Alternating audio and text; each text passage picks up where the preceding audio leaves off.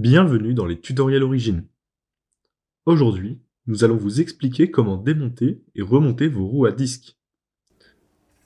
Nous allons commencer par la roue arrière. Pour cela, placez votre chaîne sur le petit plateau à l'avant et le petit pignon à l'arrière. Si votre transmission en est équipée, placez le tendeur de chape en position off avec votre main droite.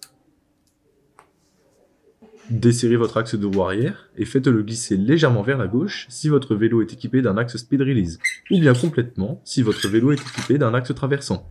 Reculez maintenant votre dérailleur avec votre main droite, puis descendez votre roue arrière afin de la faire sortir.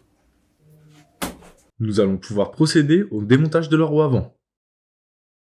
Pour cela, desserrez votre axe de roue avant et faites-le glisser légèrement vers la gauche dans le cas d'un axe speed release, ou complètement si votre vélo est équipé d'un axe traversant. Vous pouvez maintenant saisir votre roue et la faire descendre afin de terminer l'opération. Vos deux roues sont maintenant démontées. Nous allons maintenant voir comment les remonter, en commençant par la roue arrière. Tout d'abord, présentez votre roue en plaçant la partie basse de la chaîne sous la cassette. La chaîne doit se trouver de part et d'autre de cette dernière. Vous pouvez maintenant aligner parfaitement votre disque avec votre étrier de frein, puis remontez votre roue arrière jusqu'en butée afin qu'elle soit bien en place.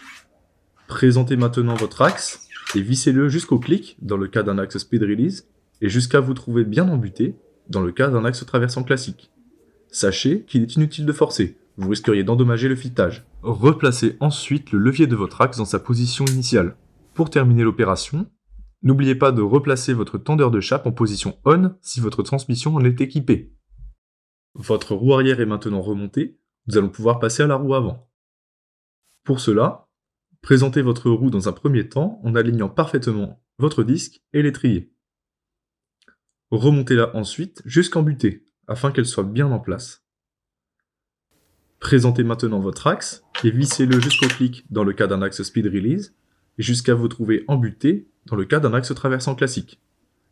Sachez qu'il est également inutile de forcer, vous risqueriez là aussi d'endommager le filetage. Pour terminer l'opération, replacez le levier de votre axe dans sa position adéquate. Vos roues à disque sont désormais parfaitement montées et votre vélo prêt à rouler.